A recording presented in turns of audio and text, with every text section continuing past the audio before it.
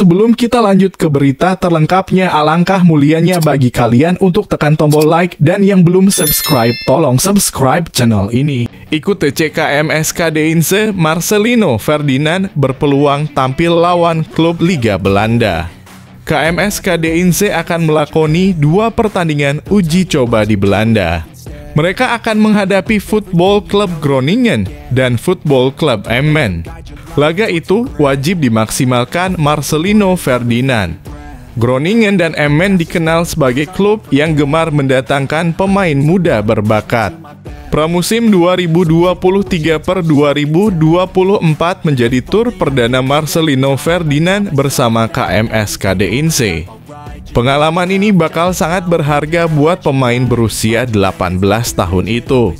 KMSK dijadwalkan bakal menghadapi Football Club Groningen pada 15 Juli 2023. Setelah itu mereka menghadapi Football Club Emmen 4 hari berselang. Marcelino Ferdinand bergabung dengan KMS Kadeinse pada Januari 2023. Sang pemain mendapatkan kontrak sampai 30 Juni 2024.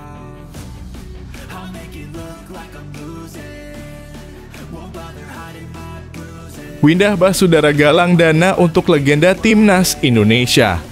Konten kreator Windah Basudara menggelar penggalangan dana yang ditujukan kepada legenda kiper Timnas Indonesia, Kurnia Meiga. YouTuber bernama lengkap Brando Franco Windah ini memang kerap menggelar penggalangan dana amal menggunakan platform YouTube demi membantu sesama. Kali ini Windah menyebut tak akan melakukannya melalui YouTube, tapi juga melibatkan PopChat. Tanggal 11 hari Selasa jam 1 siang waktu Indonesia Barat, let's go kita bikin Indonesia masuk 10 besar dunia PopChat, buka Windah di akun Instagram pribadinya. Sambil memberikan tribute untuk kiper legendaris Indonesia @Aga Hermansyah sekaligus ceretik ketiga campaign lembaga. Tulisnya, Windah berjanji akan memberikan donasi dari uang pribadi jika Indonesia berhasil masuk ke peringkat ke-9 PopChat. Kalau Indonesia berhasil masuk peringkat ke-9, aku akan ikut donasi dari uang pribadi sebesar 50 juta rupiah. Nantinya hasil akhir penggalangan dana akan dibagi rata ke 4 campaign yang ada di slide ini termasuk untuk Bang Ega. Alhamdulillah luar biasa. Shin Tae-yong belajar agama Islam. Saat itu Shin Tae-yong menemui seorang dokter di Jakarta yang merupakan penganut agama Islam. Dalam pertemuan ini Shin Tae-yong meminta sang dokter menceritakan banyak hal soal agama Islam. Sejak awal, saya mencoba memahami budaya Islam. Ada seorang dokter di Jakarta yang merupakan penganut agama Islam. Saya memintanya untuk bercerita soal agama Islam selama kurang lebih 3 jam, kata Shin Tae-yong. Saya belajar hal soal Islam dari sana, terutama bagian-bagian mana yang harus diperhatikan. Saya berjanji kepada pemain dan pelatih lokal untuk terus menghormati waktu beribadah mereka, lanjut STY. Saya juga akhirnya tahu ibadah itu bisa dilakukan pada waktu tertentu. Saya melakukannya dengan baik tanpa merasakan ketidaknyamanan dalam latihan, tegas ayah 2 anak ini. Setelah menemui dokter kenalannya, Shin Tae-yong mengunjungi Korean Cultural Center. Ia mendengarkan ceramah dari seorang pakar budaya Islam di sana. Kesimpulannya, Shin Tae-yong mempelajari budaya Islam demi beradaptasi dengan pemain-pemain Timnas Indonesia yang mayoritas beragama Muslim. Ketika Shin Tae-yong sudah memahami budaya Islam, ia jadi tahu bagaimana cara mengelola skuad dengan baik dan benar.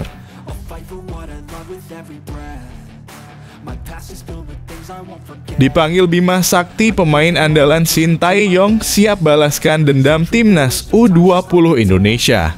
Zaki masuk dalam 34 pemain yang menjalani seleksi bersama skuad Garuda Asia. Seleksi ini diprediksi akan berjalan ketat menuju Piala Dunia U17 2023 di Indonesia. Pasalnya, pelatih Bima Sakti menggunakan sistem promosi dan degradasi. TC ini akan digelar pada 9 Juli hingga 28 Agustus. Sultan Zaki menegaskan bahwa dia siap bermain dengan pemain lain dalam TC ini.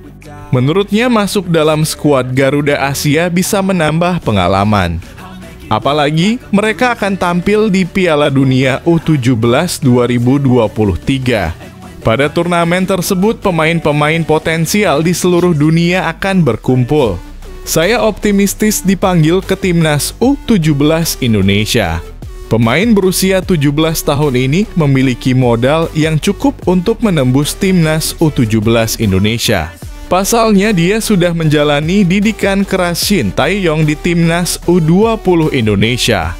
Sepupu dari Asnawi Mangkualam, bahkan ini sempat jadi andalan saat skuad Garuda Nusantara tampil di Piala Asia U20 2023. Namun, perjuangan mereka terpaksa harus berhenti di tengah jalan.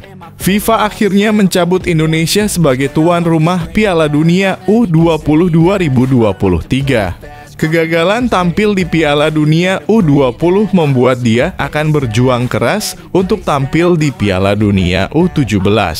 Bangga jika bisa perkuat Timnas U17 Indonesia.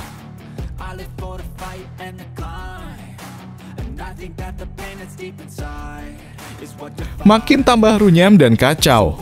Pendukung Anies Baswedan bisa menangis melihat keadaan ini. Gak habis pikir stadion JIS ini malah makin bikin publik bingung dan terkejut. Setelah bongkar rumput dan akses keluar masuk, atap canggih JIS yang bisa buka tutup disarankan ikut bongkar, yang nyaranin ahli agronomi.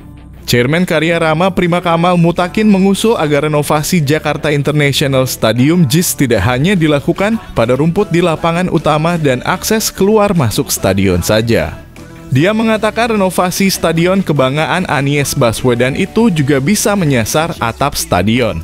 Dalam penelitiannya, Kamal menemukan berbagai masalah, selain masalah kurangnya ketebalan karpet selaku bidang tanam dari rumput hybrid, stadion tersebut juga dianggap kekurangan sinar matahari akibat desain yang digunakan. Untuk itu dia berpendapat jika atap stadion sebaiknya dibongkar saja. Ya harus ditambah matahari, buka. Kalau misalkan harus nambah sinar matahari ya dibuka, kata Kamal.